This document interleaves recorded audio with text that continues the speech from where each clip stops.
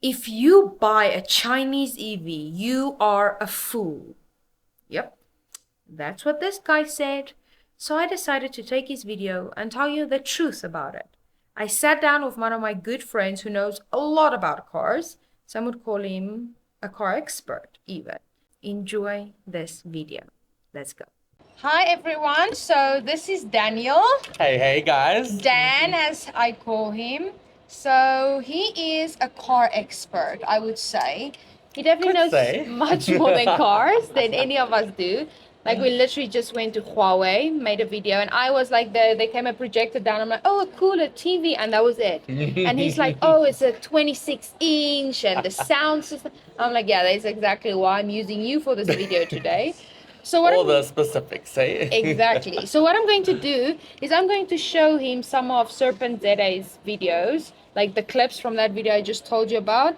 He's never seen the video before, right? No, I've never seen the videos, so guys. Well, from this guy. I've seen others, but not from this guy. Yeah. So you can give your honest opinion. Okay. If you feel like what he's saying is true, please be open and honest about it. Cool. And yeah, let's go for it. Let's go for it. Honest opinions. Okay. Honest opinions. Yes, okay. There we go. Okay, let's see. Why are they bursting into flames all over the place? Why is it that their self-driving features are failing and sending people to their deaths and putting people in very awkward situations, smashing into things all the time?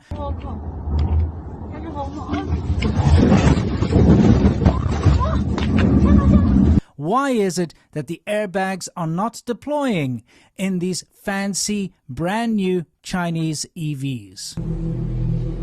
Whoa, damn. Okay, that's a bit worrying. Yeah. So, I mean, tell me about that, because that's the first clip. That's how it starts. So it sounds... You know, there's a lot of context that's being missed in a lot of these things, okay? And when a lot of these reports that have come out, when I check the news, and when you find out there's been a lot of negligence by the users, okay? Yes. So, I mean, if you think about it, you're basically asking a car to control you, right? Control your car to drive, etc. And now, a lot of these people, they set the speeds really high, okay? Not to say you can't set the speed high on like the autonomous driving, but just use your common sense a bit, guys. You don't go set your car to 120 kilometers an hour and then expect it to like make big turns and things. I mean, it's still new technology, this, you know? I mean, that is why a lot of people in China, Chinese actually, they still will go and buy Tesla. Yes. Because they believe in Tesla's autonomous driving technology in comparison, I mean, guys, you also need to know, it's like, China's trying to get ahead in the world as quickly as possible, okay? So there is mass production on a large scale, and let's face it, these cars are being produced super quickly. So from my point of view, like, I feel most of us who don't know about cars, when I start to watch that video, I immediately think, of course it's true, right? Right. Because he starts his video like that, which is very smart, because already he knows his viewers hate China, so he starts his video like that. And yeah, it is probably true, but we need to remember it's not just Chinese EVs that catch fire. Exactly. It's like a lot of cars, even Tesla, those cars, because it happens. It happens with batteries. Guys, it happens. It's batteries. I feel like he goes search and he finds like the 5 out of a million cars that set fire. He finds the 5 out of a million that set fire, and boom.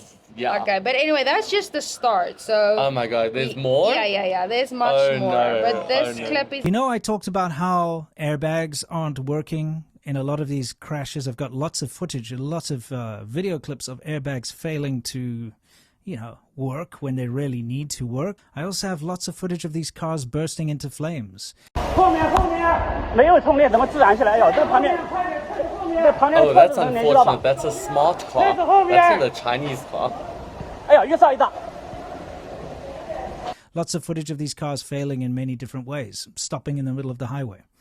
My theory is that when they build a car to not sell it, in other words, if you're going to build a car that you know you're just going to put a fake plate on, well, no, it's not fake, it's a real plate. They actually go through the registration process. Maybe you start to cut corners because you know that car is not a car you're going to sell at full price. So even from the get-go, when you start to manufacture it, you're like, well, maybe we'll be able to sell it on the second-hand market at a loss. So you know what?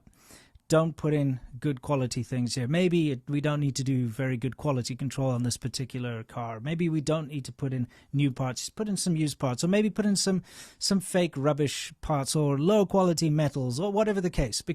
Okay, so I'm gonna completely disagree with him here. Okay. Having lived in China for 6 years and knowing how pedantic the Chinese government is, especially about protecting their people, Yes. I don't think they'd be letting these car companies get away with putting inferior products or, accessories or parts in their vehicles. So this I'm gonna completely go on the opposite direction with him. Because also there you said it's a smart car, which is not a Chinese brand car, he was right? showing a smart car, So, okay, it's made in China now, yeah. but still, it's an international brand, I don't think I have that clip for you, but during this video, he also said, like, the only way that Chinese cars are safe is if there are also international investors that have a say in the car. Because when it's just Chinese brands, he says, like, it's cheap. They use all the bad things. And only when it's with international investors, then they will check to make sure the car is safe. Let's take one of the brands, okay? Denza, guys. You know Denza, the Z9, they make the minivans, super popular, Okay, right? I'll put a picture up. Yeah. They, up until, I think, 2018 or something, they were in partnership with Mercedes-Benz. Then they dropped the partnership with Mercedes-Benz. After they dropped the partnership, their cars have even gotten better, guys. The new Denza D9 that came out in 2024, last year, right? It's like even better and even more luxurious than when they did their partnership before. So they mustn't talk rubbish, man. They mustn't talk rubbish. This guy wants to scare you. Yes, there have been a few cases, but guys, you must remember that other brands overseas have been around for over 100 years. China's doing what other brands have done in not even 20 years, okay? So of course there's going to be these scenarios. If you go back and look and you say, you tell me before Volvo invented the auto fastening and adjusting seatbelt that there weren't bad accidents with these other brands? Come on, guys. Don't believe everything you watch out there. Seriously. Okay, now we have 2 more clips, remember. But the way Chinese society and Chinese business works is that it's always about taking shortcuts. It's always about maximizing profits over anything else. And as a result, actual Chinese brands always lack at the end of the day.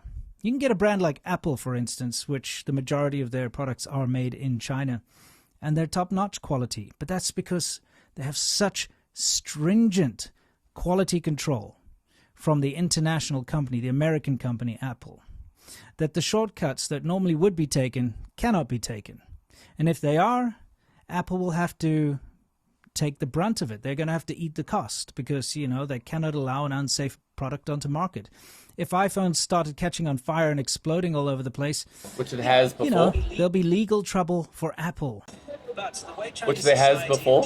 is that it's always about taking shortcuts. Oh, there It's we go. always about maximizing. Right. I like how he uses Apple as a pure example. Yeah. Guys, we had bend gates with Apple. We had problems with their batteries in the 5Ss back in the day. Oh my word. You can't just look at a scenario in an isolated way. You need to look at the big picture, okay? But you know what? He understands his viewers. They anti-China. They anti-things going on here. I mean, we could argue we are sort of pro-China. But at the end of the day, I mean, don't isolate scenarios, Don't isolate. That's a typical Western media thing. Isolate a scenario and then blow it up and make it like, oh, this is terrible. This is the end of the world, Yeah. And that's just my feeling I get when I watch this guy. It's like, I'm going to choose specific scenarios, isolate them, and make you think that China's products are terrible. Yeah, because he was literally talking about how many deaths are caused because of Chinese EVs. And there are firstly no statistics to prove that. And secondly, it's a car accident. Doesn't mean it's because it's a Chinese EV brand car. Let's take Tesla, for example, okay? Let's talk about cutting costs, guys. Let's just talk about Dan is not a fan. Yeah, I'm not a big fan of Tesla, let's be honest. It's basically a plastic box on wheels. Sorry about that. If you're into AI and you're looking for the next breakout company before the rest of the world catches on, let me put Poet Technologies on your radar. Listed on the NASDAQ under the ticker POET, P-O-E-T.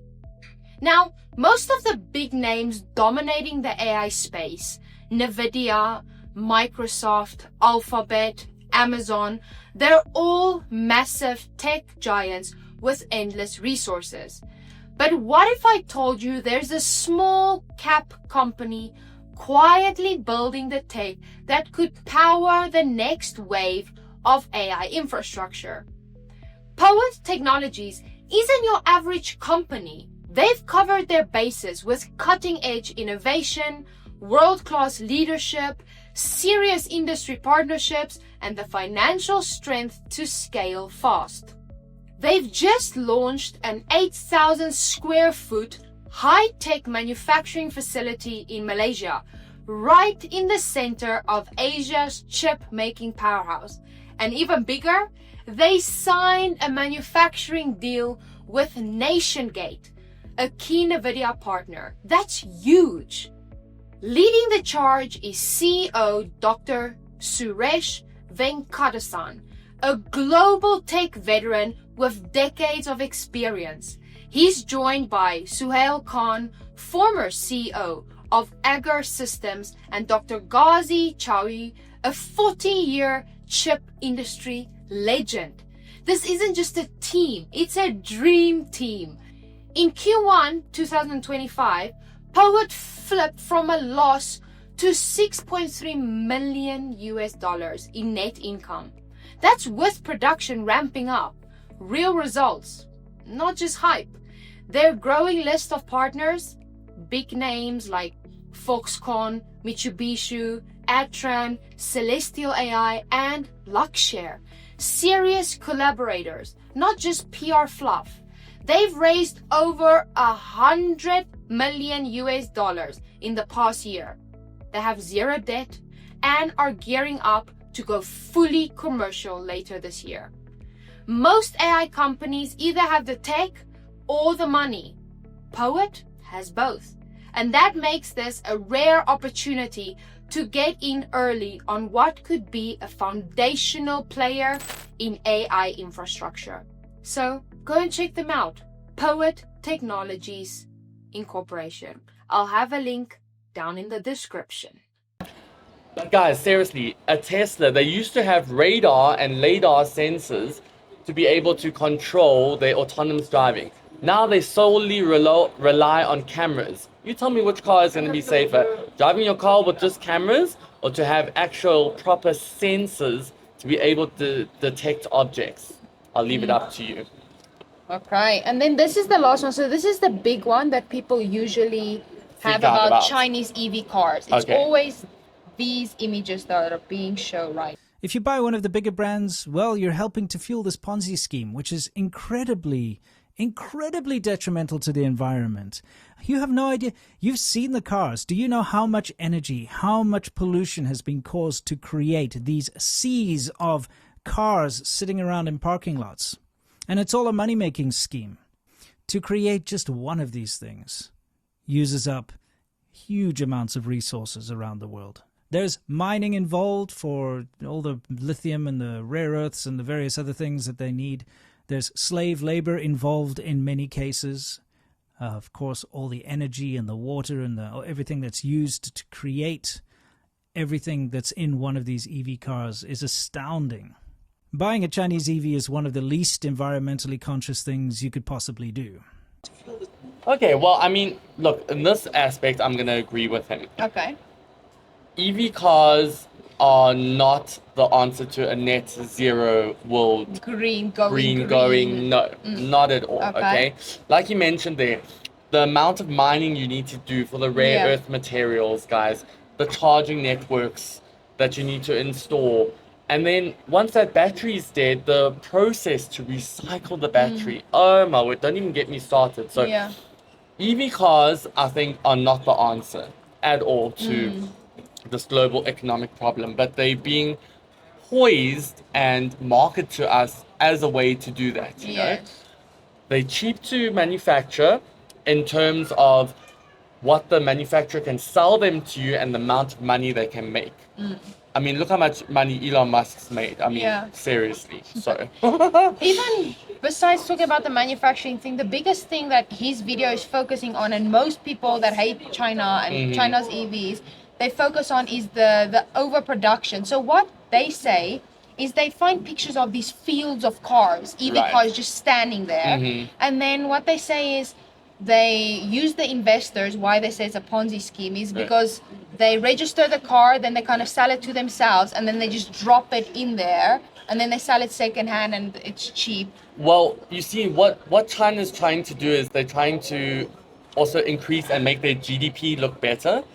So, I mean, lots of countries, guys, do this with different things that probably you don't know about. It's just because the EV market's taken off so rapidly here that the car industry is being used as a way to boost their GDP every year, okay? So, yes, they are there. That is why Chinese cars are being marketed so heavily and aggressively overseas, is because they are stuck with such a massive overflow here at the moment, okay? That point I won't argue on at all.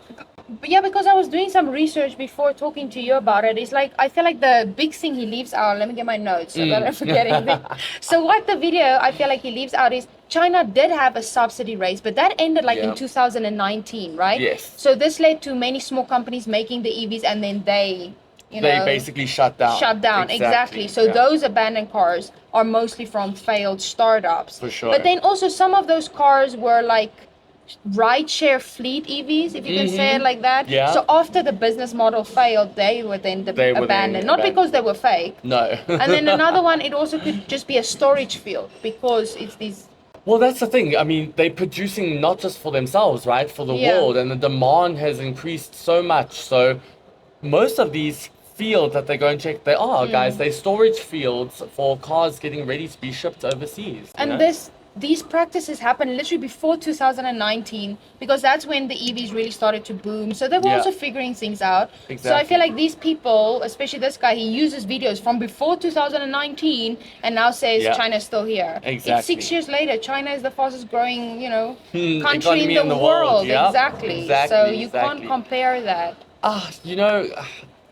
So I feel like, am I right when I say the conclusion is a lot of the things he says is true, but it happened a long time ago, he's only taking certain parts. He's not talking about the big picture. He's not talking about the big picture. He's purely highlighting certain key points and then, making everyone believe, this is what it's like. He said the sentence, if you buy a Chinese EV, you are a fool. He literally said that. Really? Yeah, what are your thoughts on buying a Chinese EV?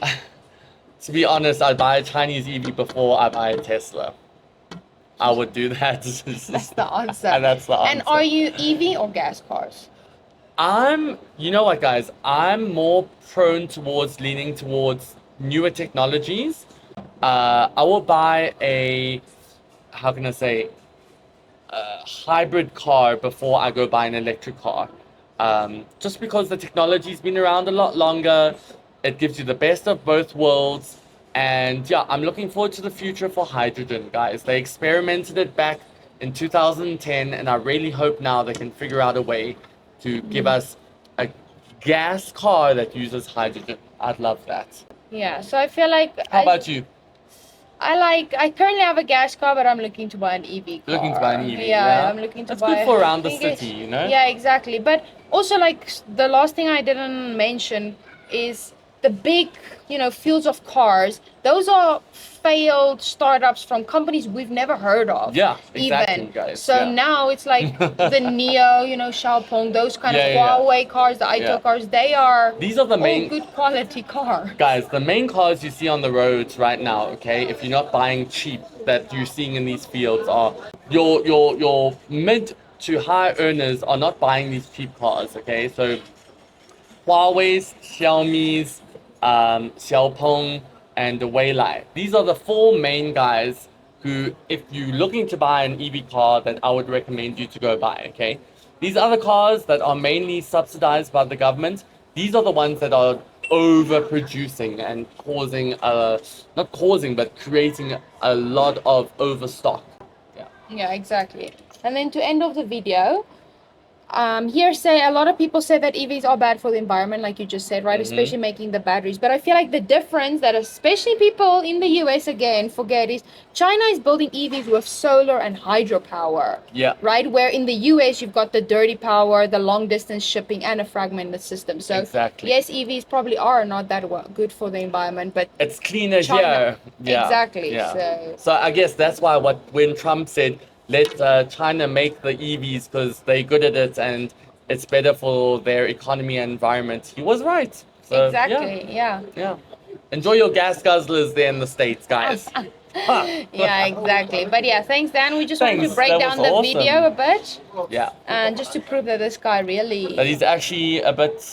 he gets a lot of views, to be honest, because No, of course I he mean does. people are behind him. Like Yeah, they don't like people get China, they upset, believe you know? him, so go for it. Yeah. But we'll break down the anyways, stereotypes. We'll break living down here. the stereotypes along the way, guys. Exactly. So Yeah. thanks for watching, guys. Like and subscribe. Bye. See you in the next video. Bye.